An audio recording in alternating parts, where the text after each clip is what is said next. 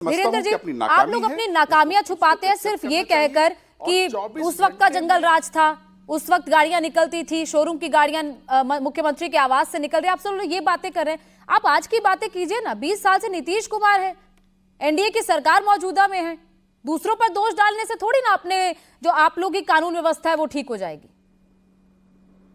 उनका जी, हम लोगों ने तो दोष डालने का काम नहीं स्टार्ट किया ना। घटना अगर घटती है तो उसके जांच होते हैं कि नहीं, उद्भेदन सही तरीके से होता है कि नहीं, यह विषय है। आप देखिए कि कोई अपराधी, सही कहा अजय आलोक जी ने कि किसी नेताओं के घर पर या किसी अधिकारियों के घर पे तो उनका कनेक्शन नहीं है, वहां से उनका पोषण तो नहीं हो रहा है। ऐसी कोई घटना तो बिहार में हो नहीं रही है। और गिरिराज जी ने जो कहा, जिनके बयान की अभी चर्चा हो रही थी, कम से कम आरजेडी के नेताओं को ऐसे विषयों पे राजनीति नहीं करनी चाहिए। उससे अपराधियों का मनोबल बढ़ता है। पुलिस अपना काम करे। निश्चित तौर पर कुछ घटनाएं इधर ज्यादा घटित हो रही है। मैं बिहार सरकार से के अधिकारियों से भी ये कहूंगा, माननीय मुख्यमंत्री जी से भी कहूंगा कि ऐसी चीजों पे अंकुश लगाई जाए। ये कोई राजनीति का विषय नहीं है।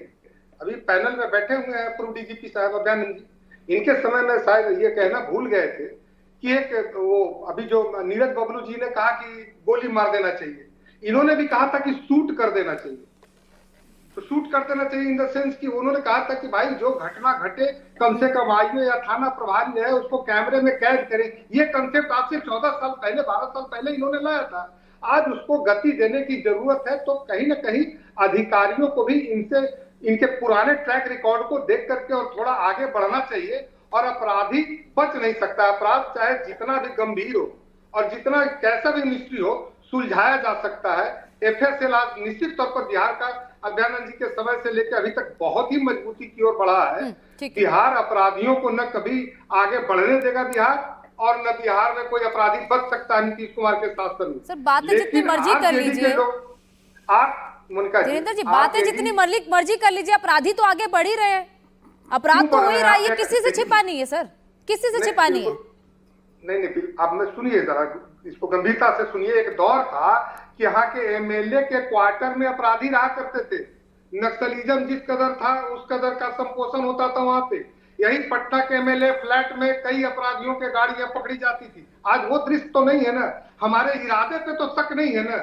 और कोई भी आप देखिए कि जिस केस का क्लोजर होता है, स्पीडी ट्रायल का जरूर यहाँ पे थोड़ा सा कमी आई है सरकार के इसमें ऑफिसरों में।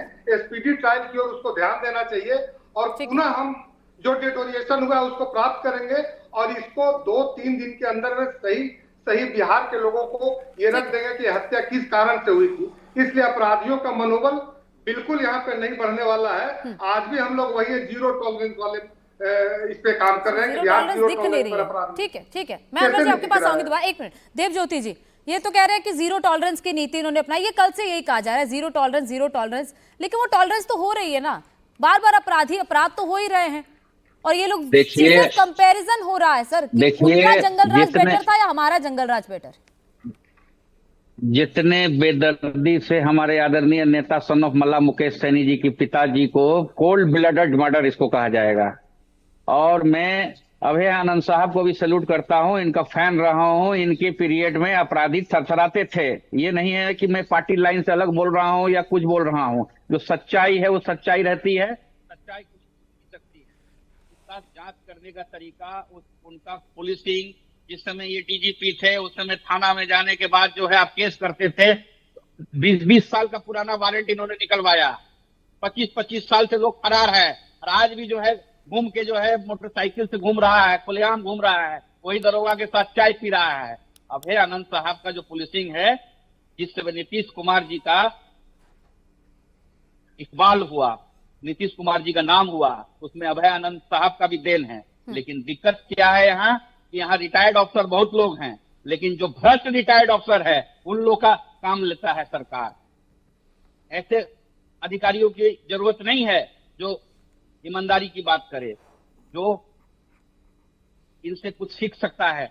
इनको क्लास अगर ले, महीना में 1 दिन भी आके इनको अधिकृत करे सरकार, इनको रिक्वेस्ट करे और आए और सरकार इनको बताएं कि किस तरह से चार्जशीट फाइल होता है, किस तरह से किस तरह से एफआईआर लॉन्च होने के बाद इन्वेस्टिगेशन होता है, इनसे सीखना चाहिए। मैं जानता हूं जब ये डीजीपी थे, 20-20 साल पुराना वारंट लेके एएसआई और हवलदार पहुंचता था लोगों के घर में, लोग भूल गया था कि भैया हमारे ऊपर कोई केस था, वारंट था, पड़ा हुआ था, इन्होंने निकलवाया। तो जब तक आप अपराधी के पास एक बार अगर अपराध कर दिया है, जब तक उसके दरवाजा पे जाके सिपाही नहीं ठकठकाएगा, उसको नहीं खोजेगा, उसके ऊपर दहशत नहीं हो सकती है।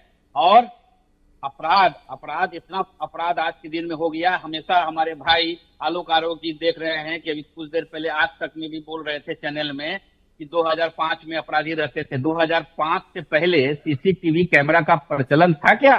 और आज भी सॉल्व कर रहे हैं हमारे आदरणीय नेता मुकेश सहनी जी की हत्या हुई। हमको 1 मिनट बोल लेने दीजिए। हत्या हुई उस सीसीटीवी के बदौलते आज पुलिस आई है। उस समय अभय आनंद साहब के समय में सीसीटीवी का प्रचलन नहीं था। उस समय क्या अपराधी चार्जशीट नहीं होता था, वहां फांसी नहीं होता था। उस समय पुलिस की दहशत थी कि पुलिस को देख के लोग सलाम करता था। और आज के दिन में पुलिस को देख के सामने से चला जाता है, पुलिस कुछ नहीं कर पाती है। ऐसा क्या हो गया है इस सरकार को कि पुलिस से लोग नहीं डर रही है, अब कानून से नहीं डर रहा है। आप कानून की बोलते हैं, कानून की सरकार है, जीरो टॉलरेंस की सरकार है। एक नेता का, निषाद समाज का जो आवाज बुलंद कर रहा है, उसके पिताजी को दरिद्रता मतलब बेरहमी से मारा जाता है। आम लोगों का क्या हाल होगा? ठीक है।